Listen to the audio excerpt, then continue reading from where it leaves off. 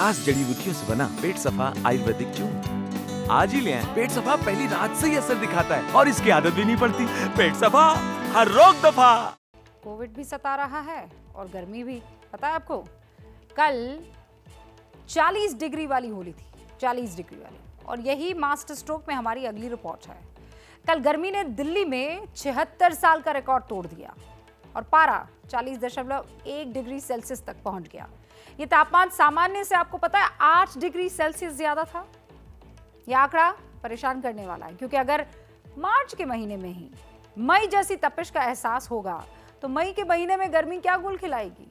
सिर्फ दिल्ली में ही नहीं, समूचे उत्तर भारत की बात कर रही हूं, जहां गर्मी नए रिकॉर्ड बना रही है। आज हमने देश के अलग अलग शहरों के मौसम का हाल जाना और इस सवाल के जवाब तक पहुंचने की कोशिश की है कि आखिर मार्च के महीने में मई वाली गर्मी का सितम क्यों है।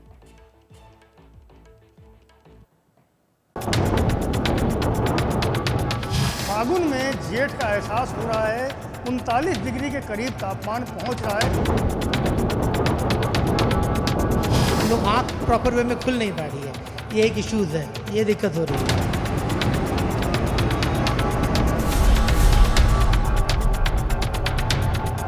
मई का मजा आ रहा है भाई। मार्च में ही। बताइए भला, किसने सोचा था कि मार्च के महीने में मौसम इतना बेरहम हो जाए।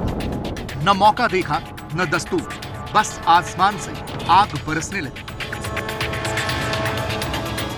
दिल्ली के इंडिया गेट पर धूल भरी आंधी के बीच टहलते इन लोगों का भला क्या कसूर। बेचारे सोच कर आए थे कि अभी तो मार्च है, मौसम मुश्किल नहीं बनेगा, लेकिन मौसम तो ऐसा बेवफा निकला कि 76 सालों के इतिहास को ही बदल कर रख दिया। देखेंगे कि ये 1945 में 31 मार्च को जो तापमान है हमारे 40.5 आया था। उसके बाद ये सेकेंड हाईएस्ट है, जबकि तापमान कल हमारे पास 40.1 आया था। मोहतरमा बिहार से दिल्ली घूमने आई थी, लेकिन धूप इस तरह से जला रही है कि बाहर कदम रखने में भी डर लग रहा है। नहीं, अभी बहुत गर्मी है। जब से कल से हम लोग आए हैं, अब लग रहा है कि बहुत ज़्यादा गर्मी, इस कारण से निकल भी नहीं पा रहे थे। और आज भी बहुत ज़्यादा धूप है, जैसे देख रहे हैं। मतलब बिहार के अकॉर्डिंग बहुत ज़्यादा है, बहुत ज़्यादा। इंडिया गेट पर जैसी तस्वीर दिख रही है, उस पर मई महीने का कॉपीराइट हुआ करता था, लेकिन यहाँ तो कहानी ही पलटी हुई है। इस वक्त जहां हम मौजूद हैं, ये तस्वीरें जो आपने देखी हैं, ये इंडिया गेट का कंपाउंड है। हवा काफ़ी तेज़ चल रही है, धूल काफ़ी ज़्यादा उड़ रही है और जो लोग हैं उनके बीच भी काफ़ी ज़्यादा चहल पहल नहीं है। कम ही लोग यहाँ पर हैं, क्योंकि गर्मी होने की वजह से लोग अब दिन में अपने घर से कम ही निकलना पसंद कर रहे हैं। लेकिन गर्मी ने दिल्ली में 76 साल का रिकॉर्ड आखिर क्यों तोड़ा? ऐसा क्या हुआ तापमान अपनी सीमाएं लांघते हुए 40 डिग्री को भी पार कर गया?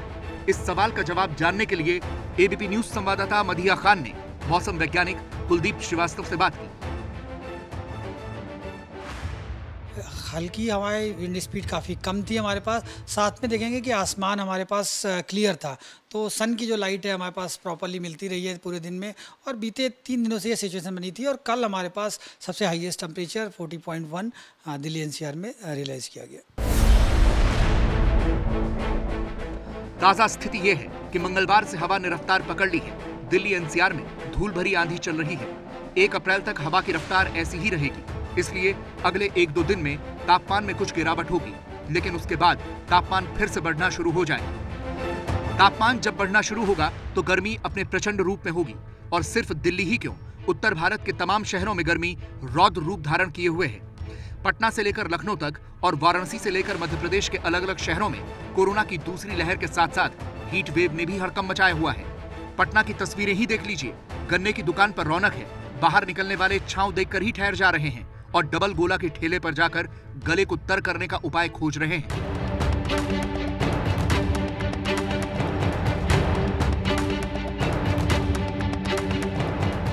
आइसक्रीम से लेकर गन्ने के जूस तक को गर्मी के इस प्रहार के खिलाफ हथियार के तौर पर इस्तेमाल किया जा रहा है। लखनऊ में तापमान 39 डिग्री तक पहुंच चुका है। 39 डिग्री में ही सड़क ऐसे तप रही है कि टायर तक फटने लगे हैं। सड़कें इस कदर गर्म हो चुकी कि मेरे ठीक सामने एक लोडर आप देखेंगे जिसका टायर अभी अभी गर्मी की वजह से फट गया है। गर्मी कुछ इस कदर भारी पड़ रही है कि लोगों का जीना मुहाल है। लखनऊ के बाद आपको मध्य प्रदेश लेकर चलते हैं, जहां मार्च में ही लू के थपेड़ों ने लोगों का जीना मुहाल कर दिया। चौंकाने वाली बात यह है कि पूर्वी और पश्चिमी मध्य प्रदेश में तापमान सामान्य से 5 डिग्री ज्यादा रहा और इसमें गुना, भोपाल, ग्वालियर, रतलाम और धार से लेकर पूर्वी मध्य प्रदेश के छतरपुर, दमोह, जबलपुर और सागर तक का नाम शामिल है। मौसम वैज्ञानिक बता रहे हैं कि राजस्थान और गुजरात में जो शुष्क हवाएं चल रही हैं, वो मध्य प्रदेश में आग बरसा रही हैं।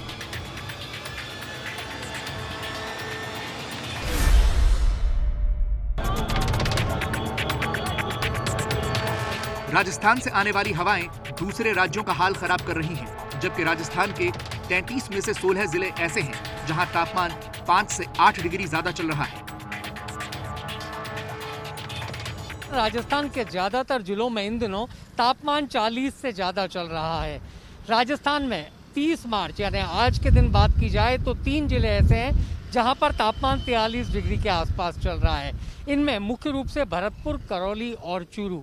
ऊपर से धूल भरी आंधियों ने लोगों का जीना मुश्किल कर दिया है। सबसे बड़ी चिंता है मौसम वैज्ञानिकों की भविष्यवाणी, जो कह रहे हैं कि इस साल तापमान बढ़ा हुआ ही रहेगा। जो ओवरऑल हमने IMD ने जो प्रेडिक्शन दिया हुआ है पूरे 1 मार्च से लेकर के 31 मई तक का, उसके हिसाब से लगभग 0.5 डिग्री टेम्परेचर नॉर्मल से ज़्यादा रहेगा। हमारा जो लॉन्ग फोरकास्ट दिल्ली से हुआ है उसमें पश्चिमी मध्य प्रदेश और में ये दर्शाया गया है इस साल तापमान बढ़े हुए ही रहेंगे, जो सामान्य से अधिक रहे। यही वो बात है जो डरा रही है, क्योंकि तापमान बढ़ना मतलब हर कोने से संकट का बढ़ना। कैसे, वो समझिए। अगर तापमान सामान्य से ज्यादा रहता है तो उसका असर देश की GDP पर पड़ता है। मैकिन्जी ग्लोबल इंस्टीट्यूट की रिपोर्ट कहती है कि साल 2030 तक धूप में काम करने के घंटे घटने से देश की 2.5% से 4.5% GDP को नुकसान की आशंका होगी। यही वजह है कि भयानक गर्मी की वजह से 2019 में भारत में काम करने के घंटों में सबसे ज्यादा कमी दर्ज की गई। गर्मी की वजह से भारत में 11,800 करोड़ काम के घंटों का नुकसान हुआ। इतना ही नहीं, बढ़ता तापमान देश में खाद्य संकट से लेकर पानी की कमी तक की वजह बन जाएगा।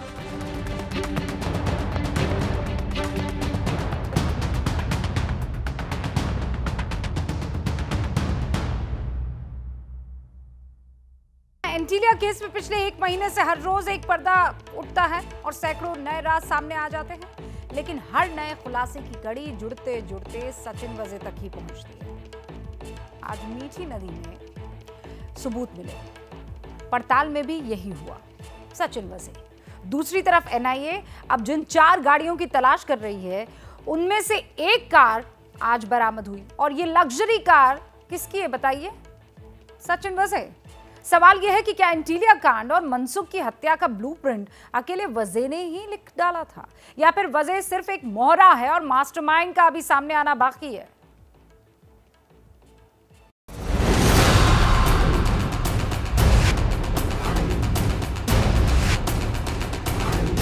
मीठी नदी ने उगले सुराग, वाजे की खुली किताब। एक लैपटॉप, एक वीडियो रिकॉर्डर, 2 हार्ड डिस्क, एक प्रिंटर, 2 CPU, एक USB केबल और 2 नंबर प्लेट। ये वो सामान है जो एंटीलिया केस में सुराग तलाश कर रही NIA को मीठी नदी से मिले हैं। इनकी पड़ताल के बाद NIA को सचिन वाजे की गैंग के कुछ नए चेहरों का पता चला है। साथ ही इस साजिश के ब्लूप्रिंट के कुछ और पन्ने भी खुल गए। मीठी नदी से मिले सुरागों से ये साफ हो गया है कि एंटीलिया केस को एक बड़ी प्लानिंग के बाद अंजाम दिया गया, और साजिश को अंजाम देने के बाद बेहद शातिर तरीके से सबूतों को ठिकाने लगाया गया। देखिए, मीठी नदी में मिले सुरागों की जो कड़ी है उसे जोड़ने के बाद अब तक जो कहानी सामने आई है वो बहुत सनसनीखेज है। मीठी नदी से मिले सबूतों में प्रिंटर बेहद अहम है।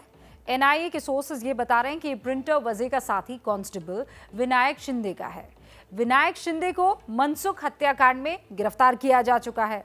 NIA का मानना है कि मीठी नदी से मिले प्रिंटर से ही मुकेश अंबानी के नाम से धमकी भरी चिट्ठी प्रिंट की गई थी, जो विस्फोटक से भरी स्कॉर्पियो में मिली थी। अब एनआईए इस प्रिंटर की फोरेंसिक जांच कराएगी।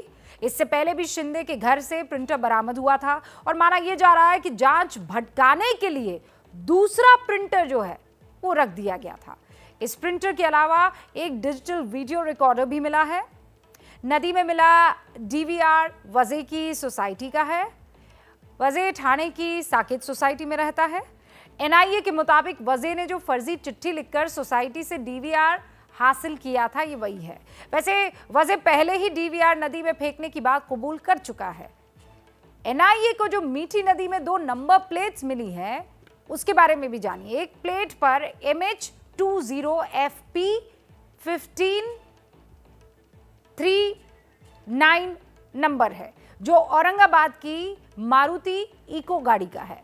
ये गाड़ी विजय मधुकर नाड़े नाम के एक शख्स की है जो 16 नवंबर 2020 को चोरी हो गई थी और नाडे ने चोरी की रिपोर्ट को बकायदा दर्ज करवाया था। ये नंबर प्लेट जो है वो मीठी नदी से मिली है। औरंगाबाद के विजय नाडे का कहना है कि कार गायब होते ही उन्होंने इसकी रिपोर्ट दर्ज कराई थी, लेकिन पुलिस ने कोई कार्रवाई नहीं की। 3 महीने तक मैंने उनके पुलिस स्टेशन में कंटिन्यू चक्कर मारे, उनसे बात करी है। जिनके आदर श्री शेख आदर जिनका तरफ एक केस है उनसे मैं बात कर चुका हूँ। और लेकिन कल शाम में जो बात चली रही है गाड़ी की, तुम्हारी नंबर प्लेट की तुम्हारा नाम है उस पर, इसलिए मैं परेशान हो गया हूँ। और लेकिन अब ये FIR प्रति है मेरे पास, मैं पूरा अभी दिखाना चाहता हूँ मीडिया को। एंटीलिया केस और फिर मनसुख की हत्या, ये दोनों मामले ऐसे जुड़े हैं कि एक की गुत्थी सुलझते ही दूसरे का पर्दा अपने आप उठ जाएगा। इसलिए एनआईए मनसुख हत्याकांड की कड़ियां जोड़ने में लगी है। मनसुख हत्याकांड से जुड़े 3 बड़े चेहरे हैं। पहला सचिन वाजे, दूसरा विनायक शिंदे और तीसरा बुकी नरेश गौर। ये तीनों ही एनआईए की कस्टडी में हैं। विनायक शिंदे और नरेश गौर की हिरासत 7 अप्रैल तक बढ़ा दी गई है। अदालत में दोनों की कस्टडी मांगने के लिए एनआईए ने बताया कि वे अब सचिन वजे, विनायक शिंदे और नरेश गौर को आमने सामने बिठाकर पूछताछ करने वाली है, जिससे हत्या का मकसद सामने आएगा। एनआईए ने कोर्ट में बताया कि सचिन वाजे और विनायक शिंदे की मौजूदगी में ही मनसुख की हत्या की साजिश रची गई। इसके अलावा एनआईए ने मनसुख के कत्ल की जांच के बारे में भी अदालत को बताया। अदालत में एनआईए ने कहा और नरेश गोरे की कस्टडी लेने के लिए उसने 2 मोबाइल फोन और एक आईफोन बरामद किया। इसके साथ ही 7 सिम कार्ड और एक ब्लैंक सिम कार्ड कवर जब्त किया है। इसके अलावा 14 मोबाइल नंबर लिखा एक नोट भी मिला, जिसमें 5 नंबरों के आगे सचिन वाजे लिखा है। एनआईए का दावा है कि इन 5 नंबरों का इस्तेमाल साजिश के दौरान हुआ है। एनआईए के मुताबिक वाजे ने एक फोन में 5 सिम कार्ड बदल कर इस्तेमाल किए थे। It's a subjudice matter. It's so PC. क्या कस्टडी कब तक 7 क्या? सर वोटर मनसुख की हत्या की वजह पता करने के साथ ही एनआईए को यह भी पता लगाना है कि एंटीलिया में बम प्लांट क्यों किया गया, जिसकी गुत्थी सबसे ज्यादा गाड़ियों में उलझी हुई है। इस साजिश से जुड़ी एक आउटलैंडर कार की काफी दिनों से तलाश थी, जो नवी मुंबई में मिली है।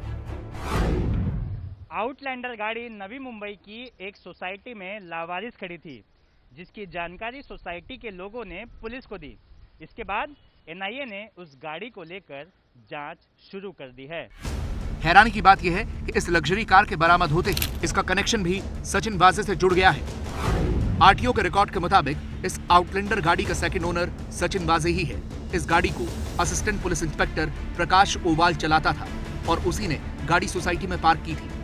एंटीलिया केस में ओवाल से एनआईए पहले भी पूछताछ कर चुकी है। अब ओवाल से आउटलैंडर के बारे में भी पूछताछ होनी तय है। एनआईए ये जानना चाहेगी कि गाड़ी को सोसाइटी में क्यों पार्क किया गया था। इस गाड़ी के बरामद होने के बाद अभी एनआईए को एक और आउटलैंडर, एक ऑडी और एक स्कोडा की तलाश है। लेकिन सबसे बड़ी चुनौती ये पता लगाना है कि एंटीलिया के दरवाजे पर बम क्यों रखा गया और मनसुख के कत्ल का मकसद क्या था।